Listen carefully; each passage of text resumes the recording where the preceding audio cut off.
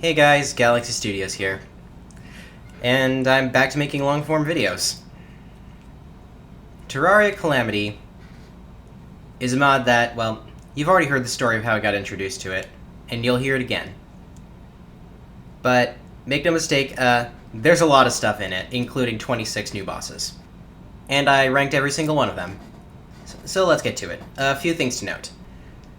The overwhelming most important factor when it comes to ranking these bosses is how much fun I had fighting them. And for the most part, how much fun I had fighting them on tier. Music and visuals are also factors, and the loot table can influence the rankings a bit. Only by a bit, though. I mostly just used it to decide between bosses that I had about around the same opinion on. Finally, despite the fact that I'm kinda gonna trash on some of these bosses, one in particular, the Calamity Mod developers have my utmost respect for making this much content. And with that said, let's get started with last place. I initially had something different in the bottom spot. The reason was that out of every boss in this mod, there was only one I definitively was not looking forward to fighting during the run I recorded for this video. And then I thought about it more, and I realized the main reason why is because the boss in question wasn't required and didn't help me in my recent run. It wasn't due to the boss fight itself, but it was due to the fact that I had to go out of my way to do it. Ultimately, I decided I wasn't going to give that boss the last place spot. Ravager, on the other hand, this boss genuinely seems designed to prevent you from having fun. It just throws its body parts and pillars at you in what looks like a random pattern, then once all of them are gone, it basically forces you to the ground. The entire second phase is trivialized by just walking back and forth, but this is not a fun fight! If you try to deviate from the patterns this boss forces you into, patterns that lead to a very boring fight, you'll most likely die. And on top of that, this boss guards a rage upgrade that you'll definitely want to take on the Lunatic Cultist or Moonlord, making this experience a required one. I am very much looking forward to Ravager's rework, because as is, it's the worst boss in the mod. At least in my opinion. Oh, and it sometimes just decides to despawn. Moving on. Alright, now let's talk about the boss I initially had in last place, the Old Duke. This boss is basically just a slower Duke Fishron that hits much, much harder. The predictive dashes have never been a problem for me, but what has been a problem is all the other projectiles he spawns and the difficulty of timing my counter dashes as the fight continues. And now, the reason this fight is second last. It's literally useless. He's tiered for post-Poltergeist, but nothing he drops is needed for the Devourer of Gods at all. His best drops are either outclassed against the Devourer or completely useless against the Devourer in the case of the Cadaverous Carrion. That, combined with a very unmemorable fight itself, makes the Old Duke the most skipped boss in Calamity. I really can't wait for the rework. This design looks awesome. At least Toxic Wisdom is a good track. Speaking of unmemorable bosses, Astrum Aureus is an incredibly easy fight that's mostly trivialized by running in a single direction, something that somehow isn't unique to Astrum Aureus within the confines of Calamity Mod. Its attacks are mostly just running at you and shooting projectiles, and even on death mode, they aren't a hassle to dodge in the slightest. And no, Astrum Aureus does not enrage outside of the Astral Infection, he only does so during the day. You have the whole world to work with. This fight's pretty boring, and the fact that it's required for an Adrenaline upgrade makes me not look forward to fighting it. The loot table from both Aureus itself and the buffed Astral Infection is ultimately what puts it above the other two bosses, but I couldn't put it any higher. I see Cygnus ranked near the top of a lot of lists, but honestly, I don't like the fight. It's always been forgettable to me. Part of that is because even with no knowledge of his attack patterns, I usually win just by flailing around. He's quite solidly the easiest Sentinel in my opinion. But at the same time, as you'll see in a future video, he can very easily combo you to death and has kinda nuclear damage. It's just, the fight's just not fun to me. And honestly, that's all I have to say. From one Sentinel to another, Stormweaver has a unique gimmick of only being able to hit the tail at first. I'm grateful that the Phase 1 attacks are easy to dodge, or this boss probably would have gotten the bottom spot. Once he sheds the armor, however, we come to my main problem with the fight. Stormweaver gets easier the longer the fight goes on. The only attack that can possibly kill anyone with a decent level of skill and experience is the charge, both due to the speed and sharp turns, and due to the lightning. It's by far Stormweaver's most threatening attack, and the main reason why Phase 2 is so hard for me personally. And then Phase 3 halves the rate at which Stormweaver charges, while removing the lightning attack entirely. And then, in Phase 4, what's supposed to be Stormweaver's last-ditch effort, he just stops charging at you. This fight gets easier the longer it goes on, which seriously docks points for me. The charge attack is also really annoying for me at the moment, though I'll get better at dodging it. Two Sentinels back to back near the bottom of the list. Thankfully, you'll have to wait quite a while for the third. Maybe this is my Crimson bias talking, but I've fought the Hive Mind a few times now, and my main problem with the fight is that it takes entirely too long. It's a battle against a single HP bar that can just decide to circle around the player and not get hit. On top of that, the Hive Mind itself isn't a threat to a good player, but the same can't be said about the minions. The concept of swarming the player with members of the Hive Mind is a good one, but it isn't executed well in my opinion. It ends up boiling down to projectile spam. Overall, this is Calamity's first actually hard boss fight for Corruption players, and one that marks the end of pre-hard mode's first half. However, I don't think the Hive Mind does it very well. One more thing though. Although I obviously prefer this fight's Crimson counterpart, I do think the Filthy Mind is a better track than Blood Coagulant, and it's because of the section that you're about to hear.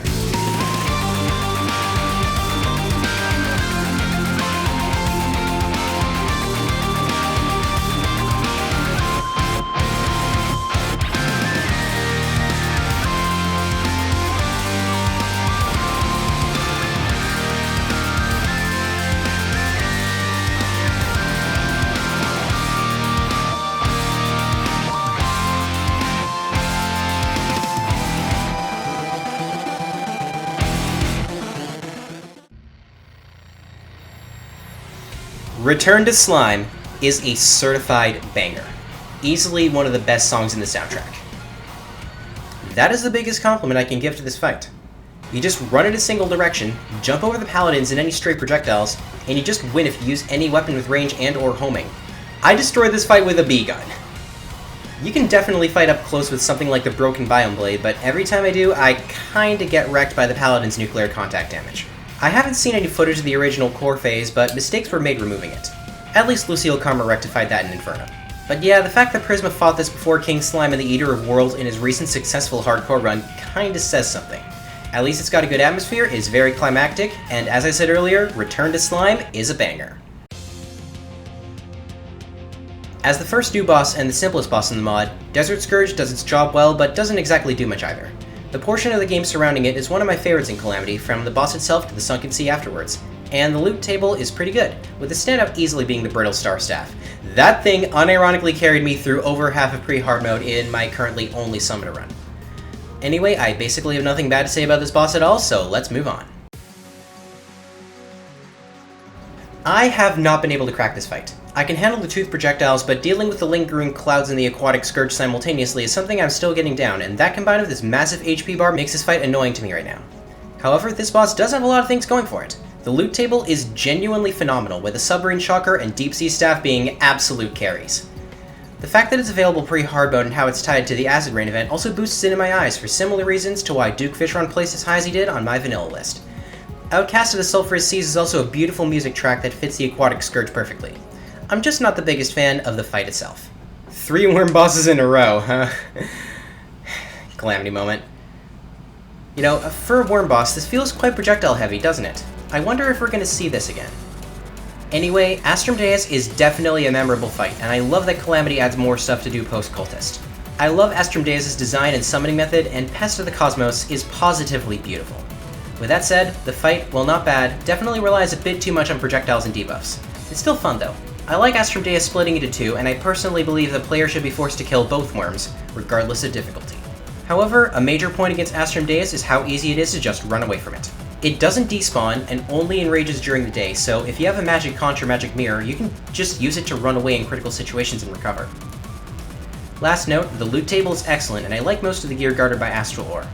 With that said, Astrum Deus does have one more chip on its shoulder, and that's being only the second best post-cultist Astral boss.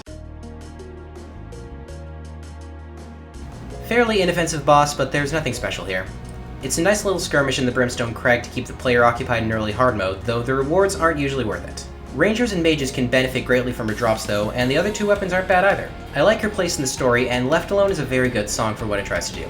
It's a good fight, but not one that sticks in my mind. In this fully fledged duo battle, we get something completely unique to this mod. It's an insanely creative concept executed very well with a really fun fight, even if it's let down a bit by being tiered for post-Plantera. At least the fight itself is very, very fun, and beating it does give you some excellent rewards. I see this boss ranked in top 5 all the time, but to me, it didn't quite hit that hard. It's the fire red and leaf green Snorlax to this list. Why is that what I went to?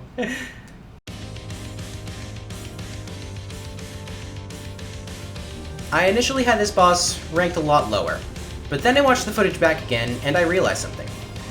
The fight itself, despite being incredibly easy, is just so much fun to me. Maybe it's because I tend to like ram dash simulators like this, or maybe it's actually because of the low stakes of this fight. Murder Swarm is also a really fun song that probably adds to the atmosphere here. So yeah, Dragonfall is just fun, man. What else is there to say? I don't understand it to this day.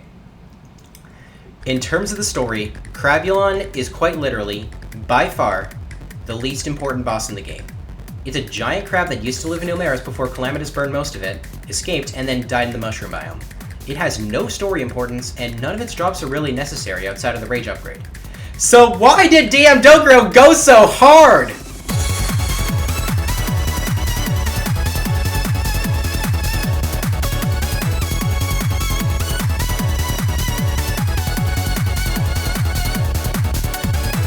Yeah, this placement is mostly just for the music. It's a simple fight otherwise, but then again, it's one of the first bosses in the game. It's not really an annoying fight for me. I'm sorry to disagree with you here, Reaper, but I just have an absolute blast every time I fight Crabulon. And yeah, that's mostly because of the music. In my first draft of this list, the Profaned Guardians were 6 spots lower. And then I started fighting them again in different playthroughs.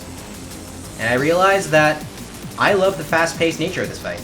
In my opinion, they're a bit easier than Providence currently, although maybe that's because Providence hasn't gotten any easier, while the Profane Guardians certainly have. The two fights have similar attack patterns, but Providence mainly focuses on bullet hell phases and sweeping attacks, making for a much longer but more memorable fight that I will get to. For Guardians, meanwhile, just charge you and try to bulldoze you with everything they have. Between the Holy Ray and the Healer phase, the Defender's charge attacks, both of the former while the Commander is hovering pretty close to you and firing homing projectiles, and the Commander phase itself, this is just a fast-paced rush of a fight that I like more the more times I play it. And that's really all I have to say. Much like Dragonfall, it's just fun. And now, we finally get to the Hive Mind's Crimson counterpart. I really like a lot of elements of this fight, from the progressively longer worms spawned throughout the fight to the movement patterns of dodging the Perforator Hive, to obviously the music. It's a fast-paced, intense fight from beginning to end that 100% lives up to the title of End of Early Game. Getting Aerialite and gearing up for the second half of pre-hard mode is one of my favorite parts of Calamity, and beating the Perforators is usually how I do it. And I always have a ton of fun whenever I do.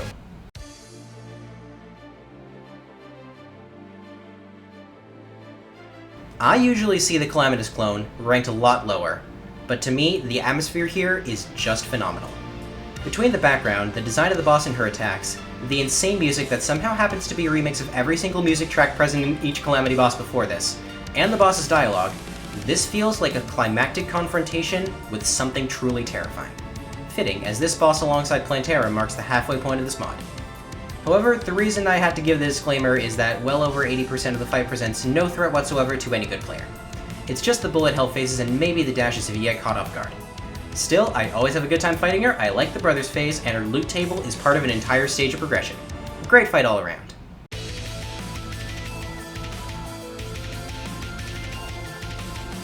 Yes, this is quite visibly a clone of Plantera. But here's the thing, only visibly. As opposed to Plantera's endurance battle, Poltergast's fight is a lot more fast-paced, featuring constant movement, the best drifting I've seen since Speed Racer, and tons of ram dashes.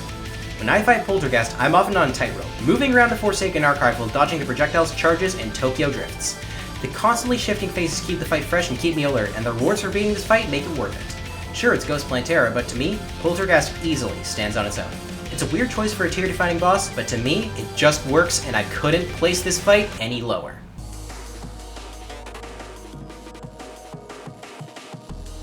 The interesting concept behind this boss's existence, being a construct of ice made by Calamitous, is already enough to win me over, but then we get to the actual fight and Cryogen shoots up to the top 10. I know I'm in the minority here, but I adore how this fight is structured, with a player slowly shattering the construct as its patterns get more and more erratic, which is fitting since by shattering it, we're making Cryogen lighter and therefore faster. It's an excellent way to pull off the multiple phase structure and is communicated excellently through the sprites.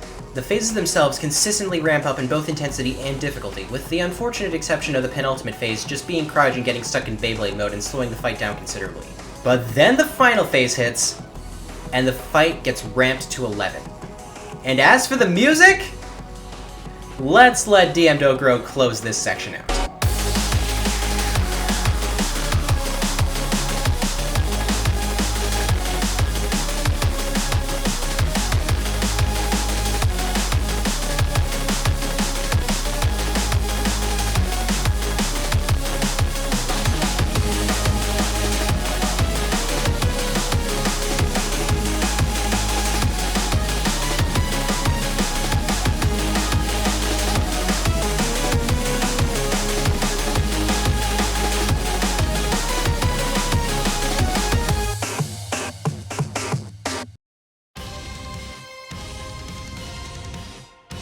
We've been robbed of one of the greatest moments in boss fight history.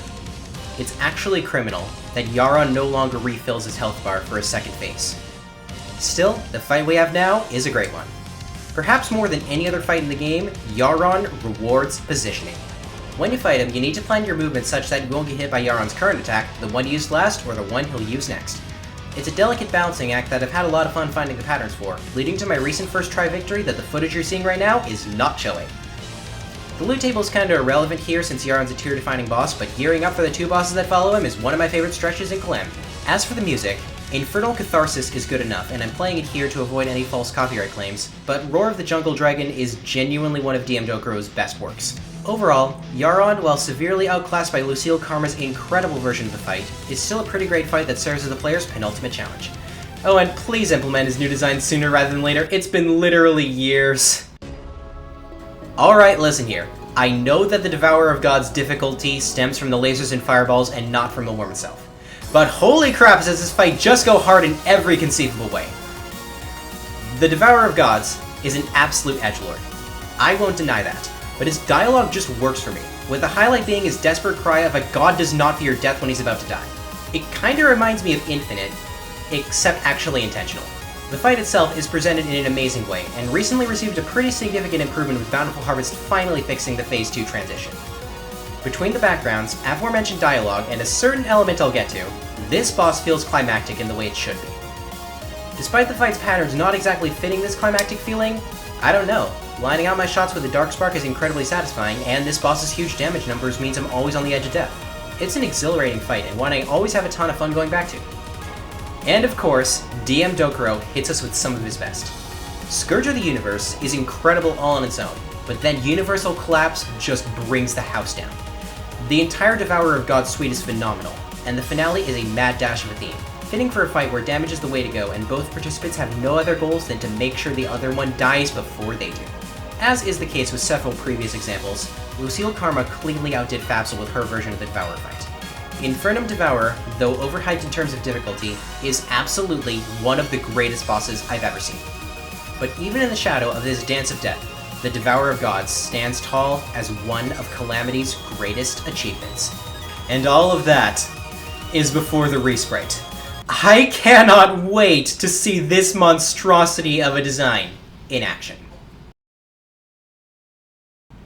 Well, we've reached the top 5. I adore these bosses. I always have a ton of fun going back to them. I look forward to fighting them every single time I boot up the game. And coming in at number 5 is the Plaguebringer Goliath.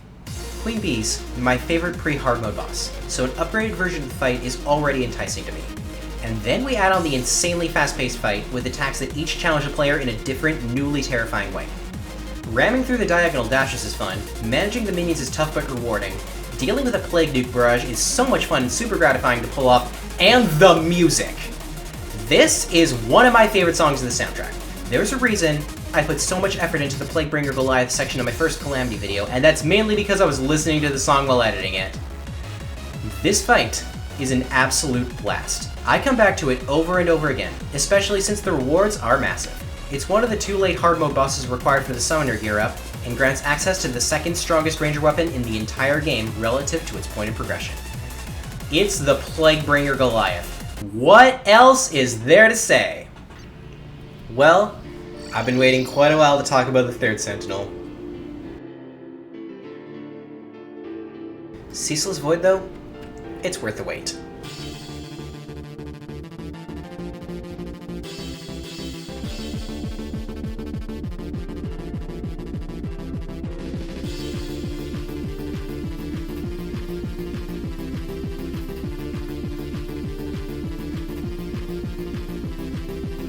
Now, I know I am in a huge minority here, but the attack pattern for this fight holds a special place in my heart, and I adore it. I love the constant cycling between Ceaseless Void's phases, between it constantly summoning dark energies to refill its health bar if you use Calamity's health bar, the phases where it's just a mad dash to deal damage as quickly as possible to the boss itself, and the terrifying final attack. Also, yes, Isolation is playing in the background. I literally had it playing when I recorded this footage. Shout out to Nighthawk and Prisma. Speaking of music, Servants of the Scourge, and especially Type V, is a track I love listening to in my free time. It also fits the fight perfectly. As for further compliments, the current sprite is amazing and in my opinion doesn't need updating. The loot table is also fantastic, with Dark Plasma being used to craft several good weapons, including my favorite mage weapon in Calamity. Honestly though, this placement comes down to the experience of the fight itself, and given that I'm in the minority here, I'm not doing a very good job at describing it. Just give this boss another chance, fight it on tier, and experience it for yourself.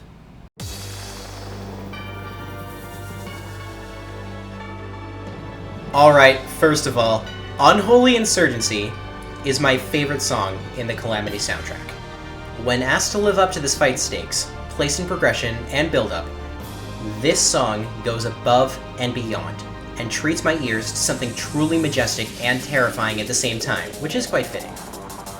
Providence, being one of only 3 gods left alive by the time the Terrarian enters the world, not counting Sylva, is quite the important figure in the lore, and her fight absolutely lives up to her status as one of the strongest gods there ever was.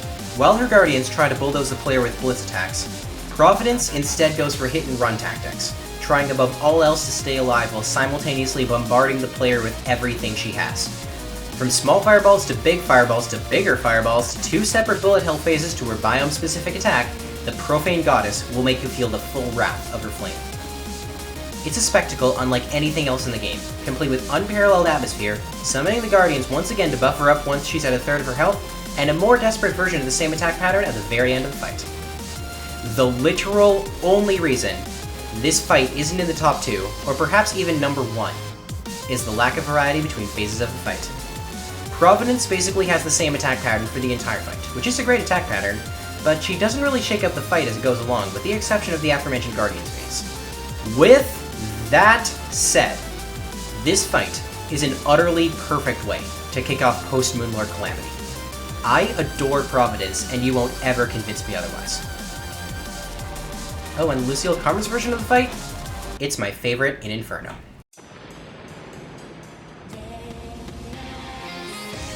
Finding order in chaos. That is the task of anyone who dares to challenge Drayden's Magnum Opera. At first glance, this fight seems impossible to make consistent. Between Ares' 4 separate arsenals of attacks, the Exo Twins' projectile barrages, and Thanatos' damage reduction gimmick, this fight just seems like a mess, especially when you have to fight all 3 of them at once. But then, you keep doing the fight, over and over again, and you start to notice the patterns. You notice that Ares always does attacks in a certain order. You notice that Apollo's plasma flames are a lot easier to deal with if you just fly in Artemis' direction. You notice that the minimap helps you to predict when the Charge Combo and Ohio Beam are coming up during the Twins' final phase. You notice that Thanatos' laser barrage is fairly slow and easy to dodge. And you notice that during the part that a lot of people cite as the only thing wrong with this fight, when all 3 of them are attacking you, you can just fly in a straight line to avoid every single one of their attacks. This is a fight about finding order in chaos, but holy cow is it still chaotic even after finding these patterns. I mentioned Leviathan and Nadahida as a duo battle earlier, but this is basically a trio battle. This fight 100% lives up to its shared status as the current final boss of Calamity. And with that, I just have one question for you. Do you enjoy going through hell?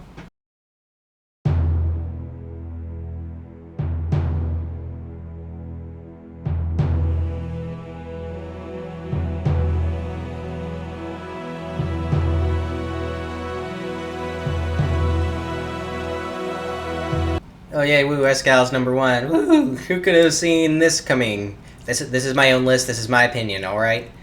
I've refought this boss recently on my post-game world, and my thoughts remain the same as they have been from the first time I fought Calamitous.